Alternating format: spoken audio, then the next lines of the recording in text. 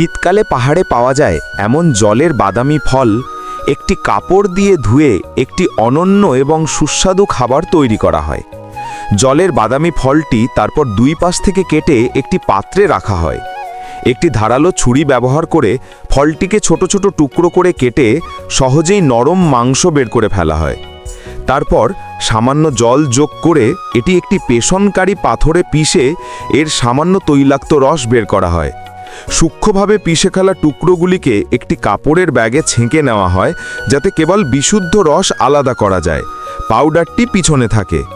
এই বিশুদ্ধ রস রাতারাতি রেখে দেওয়া হয়, যেমন পাহাড়ে বলা হয় যে রসের স্টার্চ রাতারাতি স্থির থাকে। পরের দিন সকালে জল সরানো হয় এবং নিচের সাদা আর্দ্র স্টার্চ সরানো হয় এবং রোদে শুকানোর জন্য রেখে দেওয়া হয় যতক্ষণ না এটি সম্পূর্ণরূপে শুকিয়ে একটি চকচকে সূক্ষ্ম গুঁড়ো হয়ে যায়। এখন আসল মজা শুরু হয়। এই জলের বাদামের বাদামি স্টার্চ আলাদা পাত্রে নেওয়া হয়। নারকেল দুধ, রঙিন খাবারের রং এবং সমান পরিমাণে চিনি যোগ করে একটি মসৃণ চকচকে জেলি টেক্সচার তৈরি করা হয়। স্তরে স্তরে এটি একটি কাঁচের পাত্রে ঢেলে কয়েক ঘন্টা রেখে ধীরে ধীরে একটি সুন্দর রঙের জেলিতে পরিণত করা হয়। প্রায় 6 ঘন্টা পর যখন এটি সম্পূর্ণরূপে সেট হয়ে যায় তখন এটি ছোট ছোট টুকরো করে কাটা হয়। আর দেখুন, আমাদের ওয়াটার চেস্টনাট জেলি বোরকে প্রস্তুত। এর স্বাদ নরম, মিষ্টি এবং ক্রিমি।